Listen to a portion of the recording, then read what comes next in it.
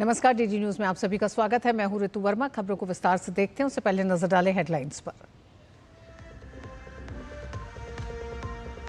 पश्चिम बंगाल एक बार फिर हुआ शर्मसार। कोलकाता के लॉ कॉलेज में सामूहिक दुष्कर्म मामले में पूर्व छात्र संघ नेता समेत 3 गिरफ्तार। सभी आरोपी 4 दिन की पुलिस हिरासत में। भाजपा का टीएमसी सरकार पर हमला।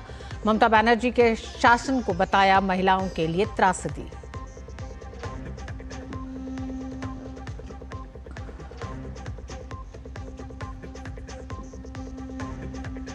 विदेश मंत्री डॉक्टर एस जयशंकर ने रक्षा मंत्री राजनाथ सिंह के एससीओ में कड़े रुख का किया समर्थन। कहा, आतंकवाद के जिक्र के बिना संयुक्त बयान स्वीकार नहीं।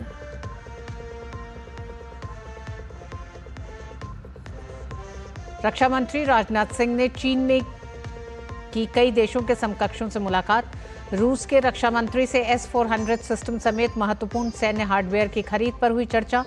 अपने चीनी समकक्ष के साथ सीमा विवाद के स्थायी समाधान पर की चर्चा।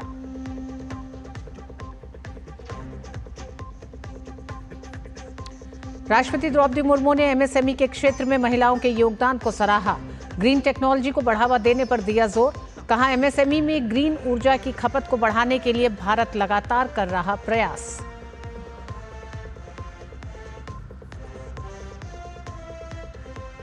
और ओडिशा के पुरी में भगवान जगन्नाथ की रथ यात्रा की शुरुआत। भगवान जगन्नाथ, बलभद्र और सुभद्रा अपने अपने रथों पर हुए विराजित। उमड़ा भक्तों का भारी सैलाब। राष्ट्रपति और प्रधानमंत्री ने दी शुभकामनाएं।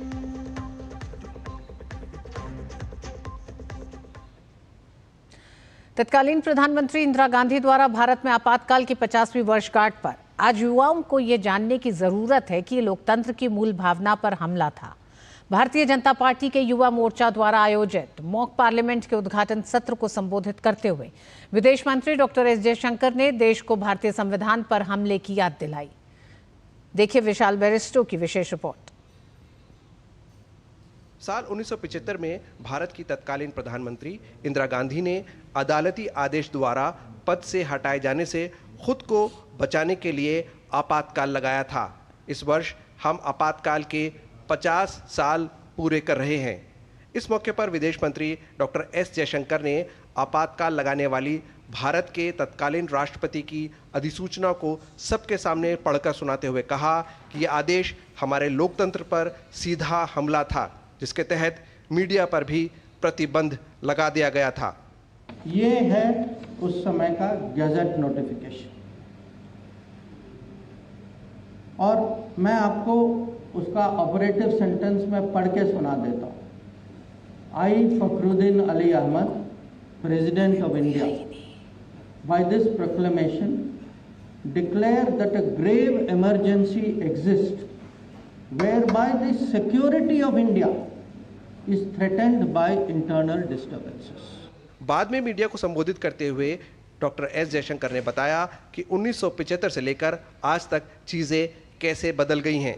जब ऑपरेशन सिंदूर पर भारत के दृष्टिकोण को समझाने के लिए सभी दलों के प्रतिनिधिमंडल दुनिया भर में भेजे गए थे।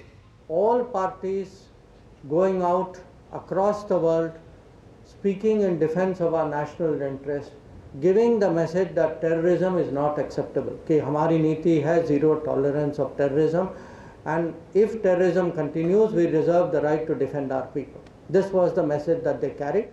चीन में आयोजित एससीओ शिखर सम्मेलन में आतंकवाद के मुद्दे को दबाने के पाकिस्तान के विफल प्रयास के बारे में बताते हुए डॉक्टर एस जयशंकर ने कहा कि भारत के रक्षा मंत्री राजनाथ सिंह ने संयुक्त घोषणा पत्र पर हस्ताक्षर करने से जो इनकार किया वो बिल्कुल सही था। इससे भारत की भूमिका आतंकवाद के खिलाफ पूरी दुनिया के सामने पूरी तरह स्पष्ट होती है।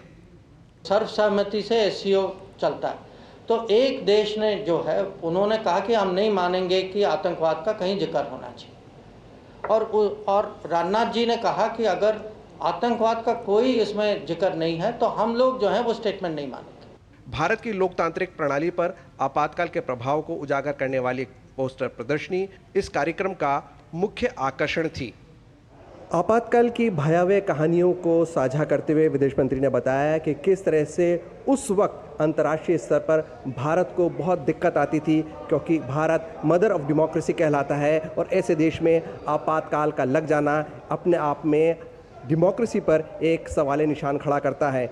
लेकिन विदेश में नहीं, देश में भी किशोर कुमार जैसे महान कलाकार को बैन कर दिया गया सिर्फ इसलिए क्योंकि उन्होंने यूथ कांग्रेस के कार्यक्रम में गाने से मना कर दिया था। कैमरामैन आनंद कश्यप के साथ मैं विशाल बेरिस्टो, डीडी न्यूज़, दिल्ली। रक्षा मंत्री राजनाथ सिंह ने चीन के किंगदाओ में एससीओ रक्षा मंत्रियों की बैठक के दौरान चीनी समकक्ष एडमिरल डोंग जून के साथ द्विपक्षीय बैठक की। दोनों मंत्रियों ने भारत चीन सीमा पर शांति और सौहार्द बनाए रखने की आवश्यकता पर गहन चर्चा की। रक्षा मंत्री ने द्विपक्षीय संबंधों में सामान्य स्थिति वापस लाने के लिए दोनों पक्षों द्वारा किए जा रहे कार्यों की सराहना भी की। उन्होंने स्थायी जुड़ाव और तनाव कम करने के लिए एक ढांचागत रोडमैप के माध्यम से जटिल मुद्दों को हल करने की आवश्यकता पर प्रकाश डाला। राजनाथ सिंह ने दोनों देशों के बीच सीमा प्रबंधन पर भी जोर दिया और इस मुद्दे पर स्थापित तंत्र को पुनर्जीवित करके सीमा सीमांकन का स्थायी समाधान निकालने पर जोर दिया। राजनाथ सिंह ने सर्वोत्तम पारस्परिक लाभ प्राप्त करने के साथ साथ एशिया और दुनिया में स्थिरता के लिए सहयोग करने के लिए अच्छे पड़ोसी हालात बनाने की आवश्यकता पर जोर दिया। राजनाथ सिंह ने जमीनी स्तर पर कार्रवाई करके 2020 के सीमा गतिरोध के बाद पैदा हुए विश्वास की कमी को पाटने का भी आह्वान किया। रक्षा मंत्री ने दोनों देशों के बीच राजनयिक संबंधों की स्थापना के 75 वर्ष पूरे होने के महत्वपूर्ण मील के पत्थर पर प्रकाश डाला। उन्होंने 5 साल के अंतराल के बाद कैलाश मानसरोवर यात्रा फिर से शुरू होने की भी सराहना की। राजनाथ सिंह ने अपने समकक्ष को 22 अप्रैल 2025 को जम्मू और कश्मीर के पहलगाम में निर्दोष नागरिकों के खिलाफ किए गए जघन्य आतंकवादी हमले और पाकिस्तान में आतंकवादी नेटवर्क को नष्ट करने के उद्देश्य से भारत के ऑपरेशन सिंदूर के बारे में भी जानकारी दी। रक्षा मंत्री राजनाथ सिंह ने चीन के किंगदाओ में एससीओ रक्षा मंत्रियों की बैठक के इतर रूसी रक्षा मंत्री से मुलाकात की। दोनों मंत्रियों ने वर्तमान भू राजनीतिक स्थितियों, सीमा पार आतंकवाद और भारत रूस रक्षा सहयोग जैसे कई विषयों पर गहन चर्चा की। रूसी रक्षा मंत्री ने भारत रूस के दीर्घकालिक संबंधों पर प्रकाश डाला, जो समय की कसौटी पर खरे उतरे हैं, और जम्मू कश्मीर के पहलगाम में 22 अप्रैल को हुए भयावह और कायराना आतंकवादी कृत्य पर भारत के साथ एकजुटता व्यक्त की। ऑपरेशन सिंदूर की पृष्ठभूमि में हुई दोनों रक्षा मंत्रियों की इस बैठक को काफी अहम माना जा रहा है। रक्षा उत्पादन, विशेष रूप से वायु रक्षा, हवा से हवा मार करने वाली मिसाइलों, आधुनिक क्षमताओं और हवाई प्लेटफॉर्मों के उन्नत जैसी महत्वपूर्ण वस्तुओं के उत्पादन को बढ़ाने की आवश्यकता को देखते हुए S-400 सिस्टम की आपूर्ति, Su-30 MKI को अपग्रेड करने और शीघ्र समय सीमा में महत्वपूर्ण सैन्य हार्डवेयर की खरीद पर दोनों देशों के रक्षा मंत्रियों की महत्वपूर्ण चर्चा हुई। रक्षा मंत्री राजनाथ सिंह ने चीन के किंगदाओ में एससीओ के रक्षा मंत्रियों की बैठक के इतर बेलारूस के रक्षा मंत्री लेफ्टिनेंट जनरल विक्टर क्रेनिन, ताजिकिस्तान के रक्षा मंत्री लेफ्टिनेंट जनरल सोब्रिजोदा इमोमाली अब्दुर्रखीम और कजाकिस्तान के रक्षा मंत्री लेफ्टिनेंट जनरल डोरेन कोसानोव के साथ द्विपक्षीय बैठकें की। इस दौरान रक्षा मंत्री राजनाथ सिंह ने रक्षा सहयोग में निरंतर जुड़ाव और तकनीकी सहयोग के क्षेत्रों में सहयोग के नए अवसरों की खोज के महत्व पर प्रकाश डाला। उन्होंने रक्षा उत्पादन के क्षेत्र में भारत द्वारा की गई तीव्र प्रगति और कई प्रमुख क्षेत्रों में अपनी रक्षा आवश्यकताओं को पूरा करने में आत्मनिर्भरता प्राप्त करने पर प्रकाश डाला।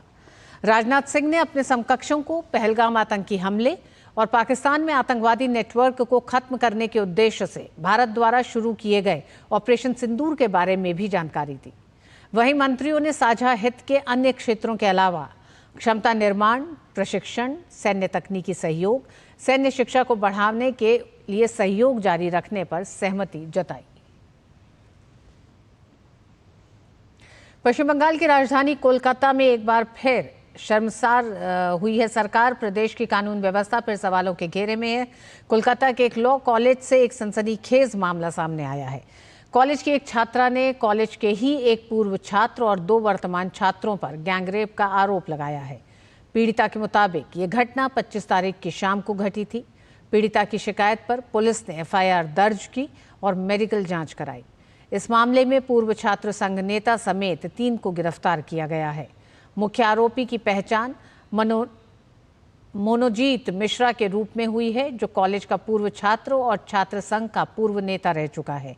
रिपोर्ट्स के अनुसार मोनोजीत को कॉलेज में नौकरी दी गई थी, जो कथित तौर पर तृणमूल कांग्रेस के नेतृत्व वाली गवर्निंग काउंसिल की सिफारिश पर मिली थी। इसके अलावा 2 वर्तमान छात्रों को भी इस मामले में आरोपी बनाया गया है। तीनों आरोपियों को अलीपुर कोर्ट में पेश किया गया, जहां से उन्हें 4 दिन की पुलिस हिरासत में भेज दिया गया है। और पश्चिम बंगाल में एक महिला छात्र से कॉलेज के अंदर सामूहिक दुष्कर्म की घटना पर भाजपा ने ममता सरकार पर हमला बोला है। भाजपा नेता अमित मालवीय ने सोशल मीडिया प्लेटफॉर्म एक्स पर लिखा कि भयानक 25 जून को कोलकाता के उपनगर कस्बा में एक लॉ कॉलेज के अंदर एक महिला लॉ छात्रा के साथ सामूहिक दुष्कर्म किया गया, जिसमें कोई और नहीं बल्कि एक पूर्व छात्र और 2 अन्य शामिल थे। चौंकाने वाली बात यह है कि रिपोर्ट बताती है कि इसमें एक टीएमसी सदस्य भी शामिल है। आरजी कर का खौफ अभी भी कम नहीं हुआ है और फिर भी बंगाल में इस तरह के जघन्य अपराध हर रोज बढ़ रहे हैं। ममता बनर्जी के शासन में पश्चिम बंगाल महिलाओं के लिए एक बुरा सपना बन गया है। दुष्कर्म एक आम त्रासदी बन गई है। भाजपा पीड़िता और उसके परिवार के साथ खड़ी है। हम दंड से बचने की इस संस्कृति को खत्म करने के लिए दृढ़ संकल्प हैं। हम तब तक चैन से नहीं बैठेंगे जब तक हर अपराधी को सजा नहीं मिल जाती।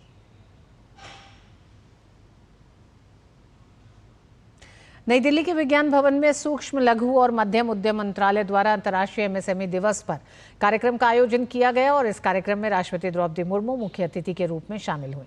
कार्यक्रम को संबोधित करते हुए राष्ट्रपति ने एमएसएमई में महिलाओं के योगदान को सराहते हुए कहा कि महिलाओं की सक्रिय भागीदारी से ही विकसित भारत का लक्ष्य पूरा किया जा सकता है। पूरे देश में एमएसएमई का फैलाव और करोड़ों लोगों का रोजगार के लिए इस क्षेत्र से जुड़ाव इसे सस्टेनेबल ग्रोथ में महत्वपूर्ण बनाता है। इस क्षेत्र का विकास महिलाओं और कमजोर वर्गों के लोगों को आत्मनिर्भर बनाने में अहम है। ये प्रसन्नता की बात है कि एमएसएमई सेक्टर में हाल के वर्षों में महिलाओं की भागीदारी बढ़ी है। हम सब जानते हैं देश में महिलाएं 50% है। जब महिलाओं का रोजगार बढ़ेगा तो देश का जो हम लोगों का सपना 2047 तक देश को विकसित भारत बनाने का मुझे लगता है वो तब संभव हो सकेगा। एमएसएमई सेक्टर में ग्रीन टेक्नोलॉजी को बढ़ावा देने पर जोर देते हुए राष्ट्रपति द्रौपदी मुर्मू ने कहा कि एमएसएमई में ग्रीन ऊर्जा की खपत को बढ़ाने के लिए भारत सरकार लगातार प्रयास कर रही है। एमएसएमई सेक्टर में ग्रीन टेक्नोलॉजी का बढ़ावा देना समय की मांग है। इससे न केवल एमएसएमई की सस्टेनेबिलिटी एंड कॉम्पिटिटिवनेस बढ़ेगी बल्कि देश को क्लाइमेट संबंधी लक्ष्यों को प्राप्त करने भी सहायता मिलेगी। एमएसएमई के सस्टेनेबिलिटी के लिए इनोवेशन बहुत जरूरी है। सरकार विभिन्न माध्यमों से स्टार्टअप और इनोवेशन की संस्कृति को बढ़ावा दे रही है। डीआरडीओ जैसे संस्थानों द्वारा एमएसएमई को टेक्नोलॉजी ट्रांसफर, इनोवेशन और रिसर्च के लिए फंड जैसे सहायता दी जा रही है, जिससे वे रक्षा और एयरस्पेस के क्षेत्रों में योगदान दे सके। केंद्रीय वित्त मंत्री निर्मला सीतारमण ने नई दिल्ली में सार्वजनिक क्षेत्र के बैंकों के साथ एक उच्च स्तरीय वार्षिक समीक्षा बैठक की। बैठक में केंद्रीय वित्त राज्य मंत्री पंकज चौधरी, वित्तीय सेवा विभाग डीएफएस सचिव और पीएसबी के एमडी और सीईओ के अलावा वित्तीय सेवा विभाग के वरिष्ठ अधिकारी भी शामिल हुए। बैठक में वित्त वर्ष 2025 के वित्तीय प्रदर्शन, जमा वृद्धि, ऋण वसूली और साइबर सुरक्षा संवर्धन जैसे महत्वपूर्ण क्षेत्रों पर ध्यान केंद्रित किया गया। उपराष्ट्रपति जगदीप धनखड़ ने शुक्रवार को उत्तराखंड के नैनीताल में शेरवुड कॉलेज के 156वें स्थापना समारोह की अध्यक्षता की। उन्होंने शेरवुड कॉलेज के छात्रों और संकाय सदस्यों को संबोधित किया। उन्होंने कहा कि हम ऐसे समय में रह चुके हैं जब लैंडलाइन होना एक परम विशेषाधिकार था। उपराष्ट्रपति ने भारत में डिजिटल कनेक्टिविटी को बेमिसाल बताया। उन्होंने artificial intelligence, internet of things, blockchain और मशीन लर्निंग का जिक्र करते हुए कहा कि तकनीकें हमारे जीवन में प्रवेश कर चुकी हैं। Through times where a landline was absolutely a privilege, And look at now, India boasts in the world of having largest number of smartphones. Digital penetration and connectivity which is unrivaled in the world. You must have heard very frequently artificial intelligence, Internet of Things, blockchain, machine learning and the kind. But these have entered your life. In school, in workplace, in homes. You will have to change and adapt so that you become worthy citizens of a nation, Bharat, that is home to 1/6 of humanity.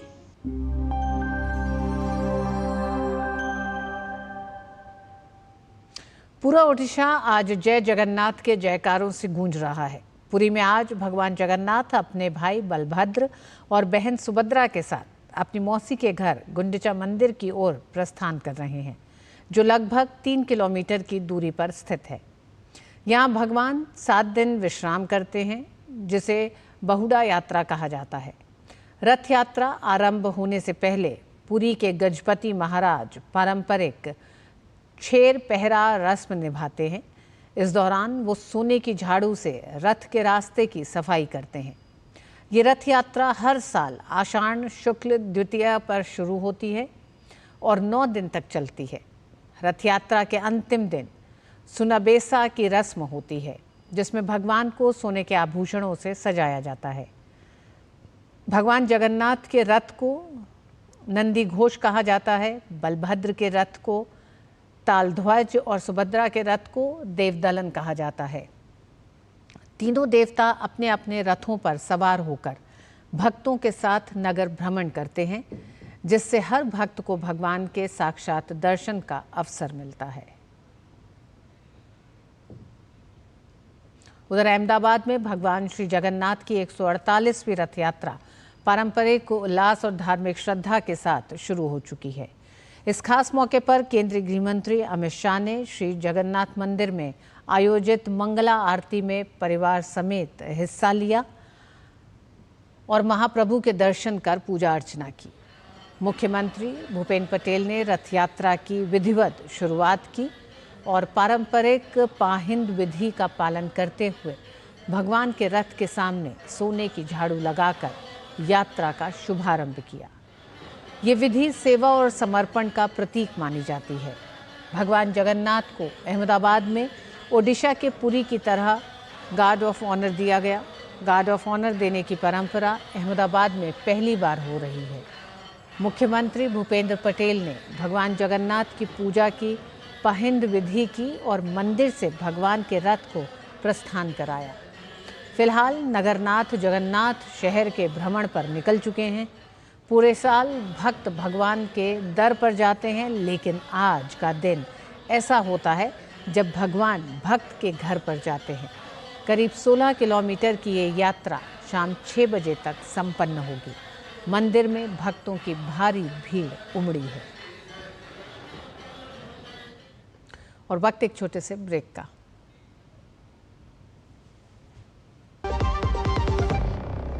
पता है, I was a bright student. कुछ करना चाहती थी, कुछ बनना चाहती थी। आप अपना खुद का स्टार्ट कीजिए ना। खुद का बिजनेस? पर उसमें पैसे तो बहुत लगेंगे ना। Zero investment. Zero investment? हाँ, आई एम डूइंग इट। मैं एक principal madam. She is my client. मैं LIC एजेंट हूँ। LIC एजेंट बनो? अब बड़ा सोचो। हमारी वेबसाइट पर जाएं या अपनी नजदीकी LIC शाखा से संपर्क करें। जो लक्ष्य चुना था समझ आने लगा है। GLA यूनिवर्सिटी, उच्च लक्ष्य की निश्चित प्राप्ति। श्री अमरनाथ यात्रा को लेकर केंद्र और जम्मू कश्मीर प्रशासन सतर्क है। तीर्थयात्रियों की सुरक्षा सुनिश्चित करने के लिए सुरक्षा जांच के पुख्ता इंतजाम किए गए हैं। यात्रियों के जत्थों को रवाना करने से पहले सत्यापन और तलाशी की जा रही है। राज्य पुलिस, CRPF, सेना और खुफिया एजेंसियां समन्वय में काम कर रही हैं। बालटाल और पहलगाम मार्गों पर विशेष नाके लगाए गए हैं।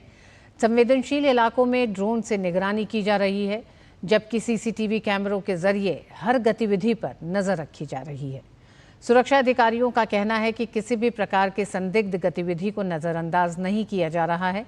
हर वाहन और व्यक्ति की जांच हो रही है। सुरक्षा एजेंसियां पूरी तरह मुस्तैद हैं ताकि श्री अमरनाथ यात्रा शांति और श्रद्धा के साथ संपन्न हो सके। ट्रैक्स जो हैं उसको बराबरी की जो सुरक्षा इंतजाम किए गए हैं। जैसा आपने बोला कि दोनों ट्रैक्स की एक अपनी अहमियत और महत्ता है, तो उसके लिहाज से बाल्टल कैंप भी जो है, बाल्टल एक्सिस है, वो भी उसी प्रकार से हम लोगों ने उसके जो विस्तृत सुरक्षा इंतजाम करे हैं काफ़ी डेप्थ में, ताकि आने वाले जो श्रद्धालु हैं, यात्री हैं, उस एक्सिस से भी जाते हैं तो भी उनकी जो यात्रा है सुगम, सरल एवं सुरक्षामय हो। ज़्यादा से ज़्यादा यात्री जो मेन कॉन्वॉयज़ होते हैं उसी के साथ संलग्न होके आएँ, ताकि वो अपनी यात्रा जो है सरल एवं सुगम तरीके से कर सकें। बिहार विधानसभा चुनाव की तैयारियों को लेकर राजनीतिक गतिविधियां तेज होती जा रही हैं। इसी कड़ी में चुनाव आयोग की 9 सदस्यीय टीम राज्य के दौरे पर है। आयोग की टीम 3 दिनों तक विभिन्न प्रमंडलों में जाकर जिलाधिकारियों और वरिष्ठ अधिकारियों के साथ बैठकें कर रही है। चुनाव आयोग की टीम पूर्णिया के दौरे पर है, जहां जिलाधिकारी के साथ चुनावी तैयारियों की समीक्षा बैठक निर्धारित है। इसके बाद टीम बेगूसराय और मोतिहारी में भी संबंधित जिलाधिकारियों से मुलाकात कर जमीनी तैयारियों का जायजा लेगी। गौरतलब है कि चुनाव आयोग का ये दौरा राज्य में निष्पक्ष और शांतिपूर्ण चुनाव संपन्न कराने की दिशा में एक महत्वपूर्ण कदम माना जा रहा है। दिल्ली की मुख्यमंत्री रेखा गुप्ता ने दिल्ली में नरेला बस डिपो का उद्घाटन किया। ये डिपो नरेला के A9 सेक्टर में बनाया गया है, जिससे यहां रह रहे लोगों को सार्वजनिक यातायात की बेहतर सुविधा मिलेगी।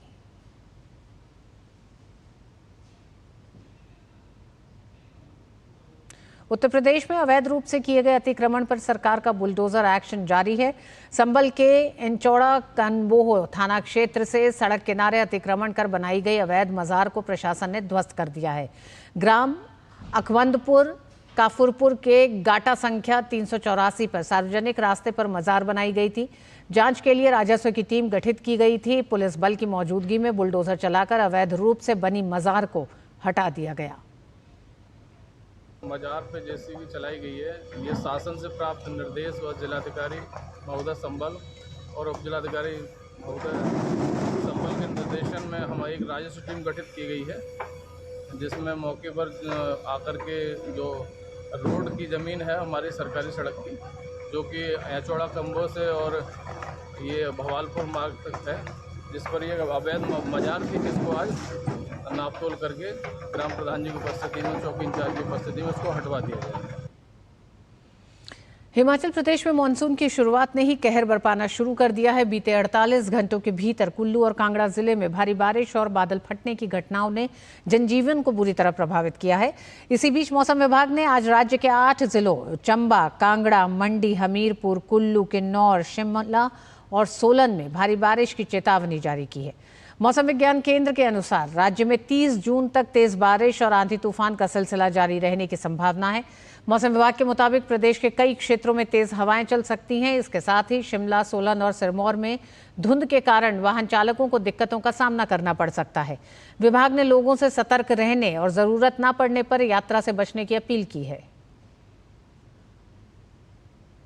उत्तराखंड में मानसून सक्रिय है। एक और जहां मैदानी इलाकों में बारिश ने मौसम सुहावना बना दिया है, तो वहीं पहाड़ी जिलों में ये परेशानी का कारण बन रही है। मौसम विभाग ने राज्य में 2 जुलाई तक भारी बारिश की चेतावनी जारी की है। मौसम विज्ञान केंद्र द्वारा देहरादून, चमोली, रुद्रप्रयाग, टिहरी, पौड़ी, चंपावत और पिथौरागढ़ जिलों में येलो अलर्ट जारी किया गया है। वहीं नैनीताल और बागेश्वर के कुछ इलाकों में तेज बारिश के लिए ऑरेंज अलर्ट जारी किया गया है। बारिश के कारण कई स्थानों पर भूस्खलन की आशंका जताई गई है। विभाग ने संवेदनशील क्षेत्रों में रहने वाले लोगों से विशेष सतर्कता बरतने की अपील की है। लगातार बारिश के चलते विभिन्न क्षेत्रों से सड़क मार्गों के बाधित होने की सूचना मिल रही है। प्रशासन अवरुद्ध मार्गों को खोलने के लिए युद्ध स्तर पर काम कर रहा है। सुरक्षा कारणों से सोनप्रयाग और गौरीकुंड में केदारनाथ यात्रियों को रोका गया और मलबा साफ होने के बाद यात्रियों की आवाजाही फिर से शुरू कर दी गई। मार्ग के खुलने और बंद होने को नियंत्रित किया जा रहा है और संबंधित संस्था, प्रशासनिक अधिकारियों और पुलिस द्वारा अतिरिक्त सतर्कता के साथ यात्रियों की आवाजाही सुनिश्चित की जा रही है।